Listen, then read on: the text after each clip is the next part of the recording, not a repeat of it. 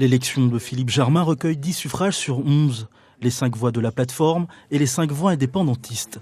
Christopher Gigès, des Républicains calédoniens, s'est abstenu et regrette qu'il n'y ait pas eu une entente entre loyalistes.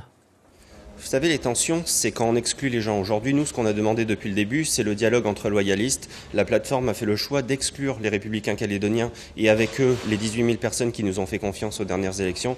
Oui, je trouve ça regrettable à la veille de la venue du Premier ministre, mais plus largement dans un contexte de préparation de la sortie de l'accord de Nouméa. Certains, notamment les Républicains calédoniens, parlent d'un accord caché derrière cette déclaration commune. Aujourd'hui, Philippe Germain, qu'est-ce que vous dites à ce sujet précisément ? Qu'il n'y a pas d'accord caché. Il n'y a pas d'accord sur le transfert de compétences régaliennes ? Rien du tout. Tout ça est de la diffamation. Jean-Louis d'Angleberme ? Non, il n'y a pas d'accord caché. Maintenant, les compétences régaliennes, avant de les transférer, il faudrait transférer ce qui est prévu dans l'accord de Nouméa. Au moins l'article 27. En tous les cas, c'est notre position. Donc, on a toujours tenu cette position. On en parle encore. Mais l'accord caché... j'ai fait partie de la négociation de l'accord de Nouméa. C'est les discours qu'on a entendus toute la période de la négociation sur l'accord de Nouméa. Des soi-disant accords cachés.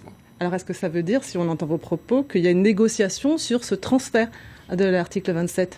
Sur ce transfert de l'article 27. C'est que Calédonie Ensemble, il était pas totalement favorable. D'abord, là, vous vous adressez à des membres du gouvernement et pas des partis politiques, donc il ne faut pas confondre.